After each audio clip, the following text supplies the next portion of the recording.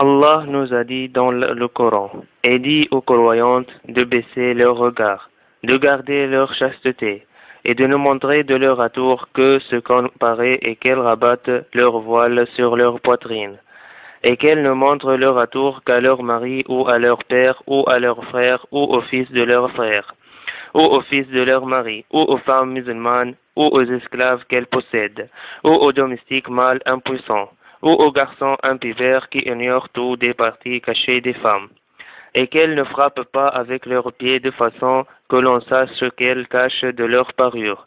Et repentez-vous tous devant Allah, ô croyants, afin que vous récoltiez le succès. Sourate 24, verset 31. Ibn Kathir nous a dit dans son tafsir à propos de ce verset. La cause de la révélation de ce verset, c'est ce que j'avais dit Muqatil ibn Hayyan.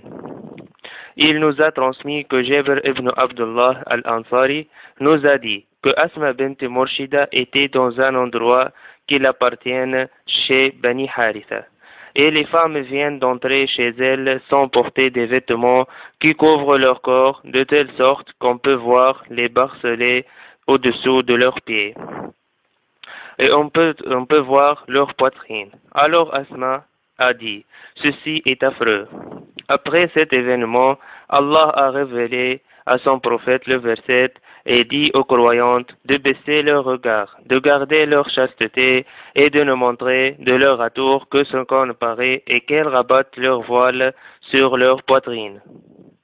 Et Allah ordonne aux croyantes dans ce verset et de ne montrer de leur atour ce qu'on paraît. Ibn Kathir a dit dans son tafsir que Ibn Abbas a dit en expliquant cette partie du verset qu'elles ne montrent que leur visage, et leurs mains et leurs bagues. Et la majorité des ulamais sont d'accord que la femme ne doit montrer devant les étrangers que son visage et ses mains, en se basant sur le hadith du prophète Mohammed sallallahu alayhi wa sallam que Abu Daoud a mentionné d'après Aïcha, qu'Allah l'agrée, Asma bint Abi Bakr, qu'Allah l'agrée, est rentrée auprès du prophète sallallahu alayhi wa sallam alors qu'elle portait un vêtement léger. Le prophète sallallahu alayhi wa sallam s'est alors détourné d'elle et a dit, ô Asma, certes, lorsque la femme atteint l'âge des menstrues, il convient que l'on voit d'elle que cela et cela. Il a montré son visage et ses deux mains.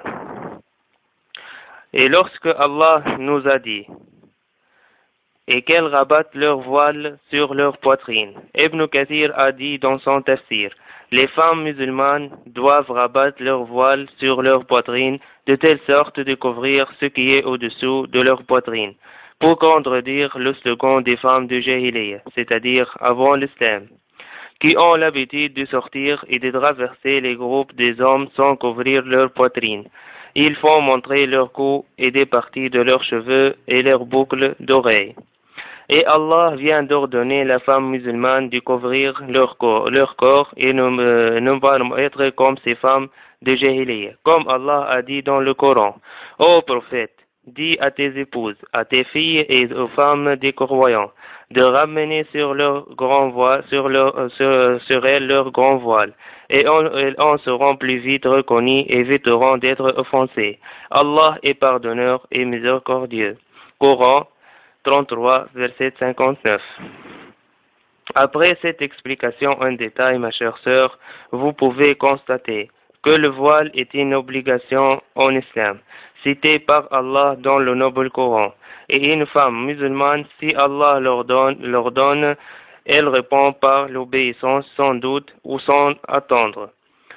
Et écoutez-vous à ce hadith pour prendre le bon exemple des femmes musulmanes.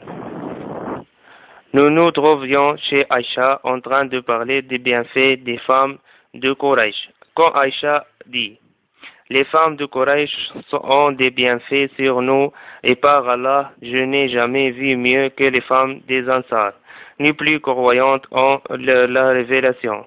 La sourate de la lumière fut révélée, qu'elles rabattent leur voile sur leur poitrine.